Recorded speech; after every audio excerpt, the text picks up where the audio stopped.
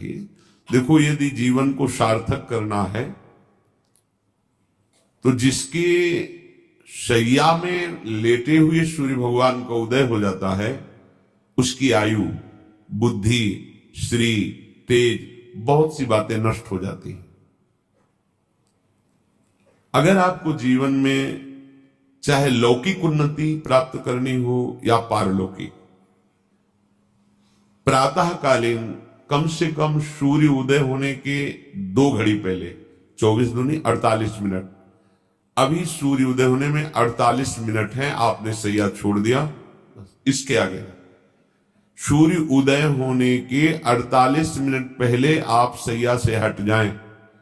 अगर आप रात्रि में जगे हैं तो सूर्य उदय होने के 48 मिनट बाद फिर आप सो जाएं। लेकिन वो जो बीच का समय, प्रातःकालीन संध्या भुवन भास्कर भगवान पधार रहे, वो आप सो रहे हो, तो आपकी आयु, आपका वैभव, आपकी बुद्धि, ये सब नष्ट होने लगती है, पता नहीं चलता। लोग देखो कहां तेजवान चेहरे दिखाई दे रहे हैं। खूब तो सब खा पी रहे हो, खाने पीने क्या तेज एक अलग होता है, भागवती तेज अलग होता है।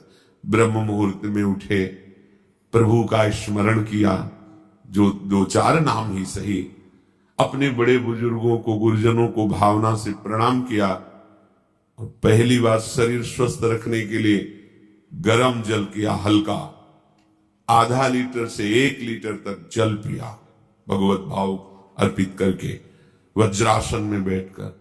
आप लोग दिनचर्या को नहीं करते हैं तो आप ब्रह्मचर्य को पचा नहीं सकते। ध्यान रखना, ब्रह्मचर्य कोई छोटी मोटी शक्ति नहीं है, उसको पचाने के लिए आपकी दिनचर्या दिव्य होनी चाहिए। फिर इसके बाद आप 5 मिनट 10 मिनट टहलिए, फिर सो जाइए।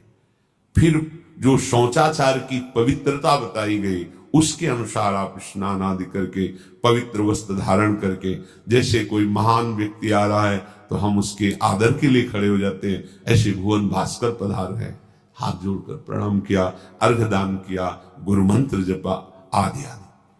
अब पड़े हो आप कि हम तो 2-3 बजे तक जगे हैं, ऐसा अगर आप भजन में जगे हैं तो भी सूर्योदय के समय आप उठ जाइए। आपके गुरु आवे तो क्या आप सोते रहेंगे क्या? जो जगत गुरु हैं भुवन भास्कर, परम ज्ञान स्वरूप हैं, गायत्री छंद रूपी घोड़े हैं इनके रथ के, स्वयं भगवान अरुण देव सारथी हैं, और भगवान पीछे वर्णन किए, मैं ही सूर्य रूप से जगत को प्रकाशित करता हूं और ताप के द्वारा जल को सोख कर मैं ही वर्षा कराता हूं। भगवान का आदर करना।